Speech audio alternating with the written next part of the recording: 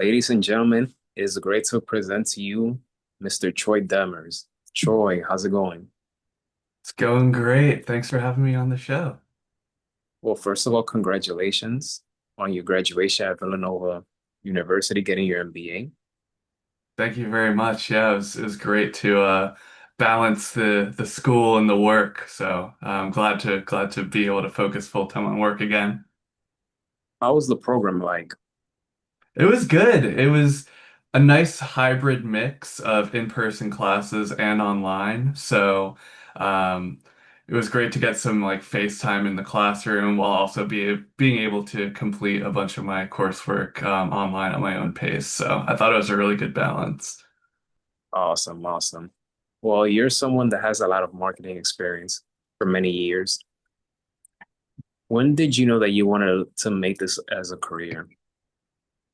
Yeah, so in college, I was a communications major in undergrad, but I always found myself gravitating towards marketing. I was also a psychology minor, so I like to get inside the mind of an average consumer or an average fan while I'm doing my work. And I originally started at Minute Media as a social media intern back in 2018 in the summer. So um, throughout my career, I've just been always very interested in creating content and marketing it out to very niche communities in a sense, making sure that my individual messages can resonate with the viewer who's seeing it while also at the same time having a wider scale view of how this fits into the greater company's mission and focus. I see you're wearing the Minute Media shirt. I could tell that they played a huge role and it made an impact on you. Yeah, 100%. I mean, um, ever since I came on as an intern, I've really enjoyed the Minute Media company culture. I think that it's a place where you're always very motivated and the team qualities that I've experienced in my time working here has made a lot of things that I've accomplished in my career a lot easier to do because I felt like I had that support and having them hire me into my first full-time role as an influencer marketing manager gave me a lot of confidence that I needed in order to progress kind of along my career path and the responsibilities that I've taken on. It hasn't always been easy. There's been, of course, as with anything, like some ups and downs, some adjustment periods along the way, but yeah, Minute Media has played a very large role in my growth, and very thankful for them to get to the place where I'm at today. What's been the most gratifying moment of your marketing career, and what's been the most challenging moment of your career? That's a great question. Um, I'd say I'm always like focused on the now and what's next as well. So the most gratifying has been working with my colleagues, specifically Taylor Clark on the fan-sided social team with me. We have done a great job, I think, of keeping engaging and relevant content on the fan-sided Facebook social media page. And we and our team create all the content that goes up there along with the articles. And this year has just been amazing for reach and impressions. And I feel like we're doing a great job for the fan-sided brand, the Minute Media brand, alongside of it. And I'm proud to say that we have surpassed 100 million page impressions, all organic impressions on that page so far this year. So things are going really well on that side of things. In terms of challenges, I would say one of the things that Minute Media does is they force you to be strategic and kind of creative with how you get things done. So I remember a time where we were working with uh, kind of gambling fantasy sports product platform called Sleeper Picks, and we were given a pretty small budget in trying to promote their new Sleeper Picks product. And so it would have like weekly promos around the NFL season, and we were in charge of getting sports betting influencers, mostly on Twitter, to tweet them out. And so I just remember having this big spreadsheet of like hundreds of sports betting Twitter influencers that I was reaching out to, making sure that I was trying to get them the right offer, make sure all the tweets went up, keeping that all organized in the doc. And there was a lot of times along the way where it seemed like very overwhelming and it seemed like it was going to be tough, but we ended up pulling through. But the a lot of times one of the things that I find to be a great challenge and very motivating is just saying, hey, we need this to go up on as many pages as possible and now go make it happen. So it's almost I take it as a challenge sometimes to try and deliver as much as I can, no matter what the circumstances are. Are you a fan of sports betting, or you just accept it the way it is because that's what's happening right now and you're just going with the flow? Yeah, so I think I was a little resistant to sports betting at first, but now that I'm uh kind of fully ingrained into the ecosystem. I do enjoy sports betting. I think it's fun. My First of all, I'm a very poor sports bettor, so please do not take any advice from me. I mean, my usual wager is just $1, and I feel like I lose a lot more than I win. But I will say that it's a fun way for you to feel like you're kind of engaged in the game, even when maybe your favorite team isn't playing, but you can still kind of have a stake in it. Keeps things fun. It keeps the interest up for a lot of people. So I could see why it's becoming so popular. I find it interesting that you mentioned Fansided. You're talking to a person that has written for Fansided for almost 4 years now. They've been great to me. I see myself being there for a very long time and try to promote them. I'm trying to reach admin level. It doesn't matter, doesn't matter whether it's finance, sports, or whatever the case may be. But Fansided has been so good to me, and I could definitely see myself being there for years and just climb the ladder. So I will have to reach out to them and see how can I go from here and there. But they're great to work with, so I'm glad to hear that you work on the marketing side for them. Yeah, I mean they are all the people at Fansided. Zach Best, obviously one of the founders. He's just an awesome guy, and just it's very impressive the breadth of content that they're able to produce throughout the network. I mean, 300 plus sites, all writing with the fan focus, being able to really hone in on like individual fandom level by city team. I think it's very impressive, and it makes my work a lot easier when I'm distributing a lot of their content, which is a big piece of what I do, distributing fan-sided content on different social platforms. A lot of these social platforms are very fan-minded as well. So having this amazing content that comes from the fan perspective really resonates with that audience. So I think, yeah, I couldn't agree more. There are a lot of great people over there. All right, so we're gonna play a game, something that I do with every guest. So are you ready? So ready. Favorite beverage? Favorite beverage? Chocolate milk. I love chocolate milk. It's delicious. Nothing better to have after a workout. What brand though specifically? I'd usually go for True Moo, if not the store brand. All right. Favorite late night snack? Late night snack.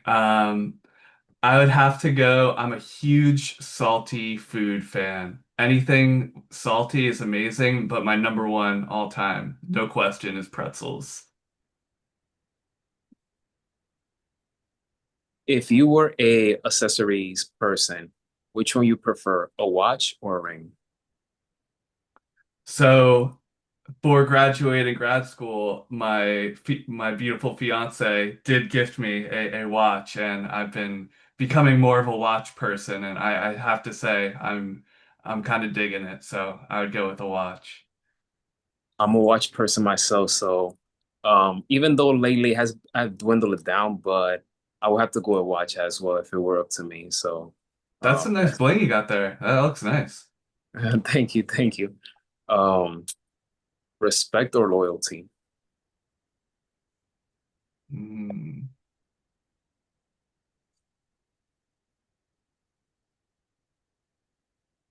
I'd say loyalty. You gotta be in it together, or else you got nothing. Name me your top three travel destinations that's on your bucket list. Um, I would love to go to Japan, get some sushi. Love sushi, so definitely want to hit up Japan at some point. Um, I would love to go to Ireland, maybe go to the Guinness factory, see the beautiful countryside out in Ireland. That's definitely big up on my list. And then for a last one, I would have to go with probably go with Paris, City of Love. Um, always have wanted to go out there, see the Eiffel Tower, see what's going on out in France. Same here. That's definitely on my bucket list as well. Um, So many good options, though. yeah, yeah, definitely. Last but not least, and feel free to name me anything that comes from the top of your head. Name me all the companies that you feel, all the companies or brands that in your mind have outstanding marketing. I mean, easy top of mind would always be Nike. I think they have, from the start with MJ, even going back to those days, like they are at the top of the list. Like whenever you think about Nike, almost as much as they are like a brand that is powered by performance and powered by the products that they are able to produce, almost more important for them, I would say, is like the marketing side of how you feel or how athletes feel too when they're wearing or using Nike products. I mean, I think there's this mystique with how they've been able to partner up with so many of the top athletes throughout the years that almost makes them synonymous with champions. And um, another shout out that I'd probably give is um, McDonald's. I saw they just brought back the snack wrap, and I saw that they got very candid and open on their social media, which you usually would never see from such a big brand, and saying like kind of championing, giving a big shout out to the fans for like sticking through and always vocalizing their support for the snack wrap, other stuff. But in addition to that new development, and I'm very excited that the snack wrap is going to come back. I'll definitely be in that drive-through line. But I think as someone with a background in influencer marketing, the what another thing they do really well is just the branded meals that they've done with celebrities, whether it's Travis Scott, Saweetie, BTS. I mean, I remember being in college, the heart, maybe the peak of the Rick and Morty hype, and they dropped the Rick and Morty Szechuan sauce, and we drove around to 3 or 4 McDonald's to try to see if we could get some. We ended up getting some, and then all day on social media, all you saw was Rick and Morty Szechuan sauce. So to when you as a brand can kind of like dominate the social media talking points for a full day, you know you're doing something right. Yeah, I definitely agree. I'm a person that I grew up um eating McDonald's, and McDonald's from a marketing standpoint, they've always been great. Same thing with Nike. There's many other brands as well. Red Bull is another one that have great marketing as well. So pretty good stuff. Great options. Last but not least, what's your advice to any student or anyone that wants to get into the marketing field? Feel free to provide any resources, any podcasts, any books that you could recommend for anyone that wants to learn more about marketing and everything that goes into it. Feel free to say anything. The floor is yours. So when I was graduating from undergrad at Marist College, which has recently changed its name to Marist University, but I digress. Um, the keynote speaker, commencement speaker, said something that I found to be weird at the time, but has proved to be very, very relevant in my life. She said, the job that you are searching for or may be in may be something that didn't even exist 5 years ago, 10 years ago. So, as someone who is has worked for years of his life in influencer marketing, I would say don't just maybe close your mind off to something that seems like it might be a passing fad, because when I was brought on board as an influencer marketing manager, I was like, I don't know how long lasting this might be. But throughout the years, I think we've only seen influencer marketing become more prevalent in society and seen so much. So I would say keep your mind open to any of the new fun things that are being developed, whether it's AI, like because companies and brands and people are going to be using these tools and whatever is available to them. So the best way to get a leg up is to continue to try to be on that cutting edge of whatever's next. And another my main piece of advice for people who are trying to maybe become a marketer, succeed in any industry really, is say yes a lot more than you say no. Throughout my career at Minute Media, people have left, whether it was COVID, we had to make the team leaner. Um, Responsibilities will be presented to you. And if you say yes, I can handle that. Even if you're not an expert, you can learn on the fly and you can look at resources and you can kind of learn a bit as you go. And by doing that, not only are you helping out the company, but you're also building up your own repertoire of experience and you're building up your confidence of what you can achieve, what you can handle when you're given the opportunity. So a lot of times I deal with this now with the people on my team. I have a couple of direct reports who we brought on in the last couple of years, and at Minute Media, things are very fast paced. So they're sometimes working with stuff that they're not comfortable in. They feel like they're not an expert and they feel imposter syndrome. They feel worried that there's going to be judgment if they don't do things perfectly. on the first go. But in my experience, that couldn't be further from the case.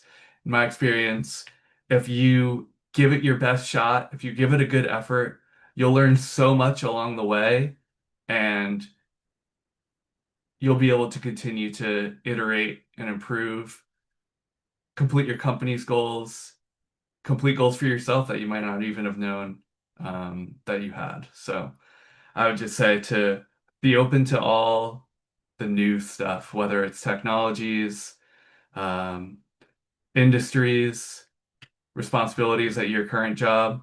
I would just say try to be as open as you can.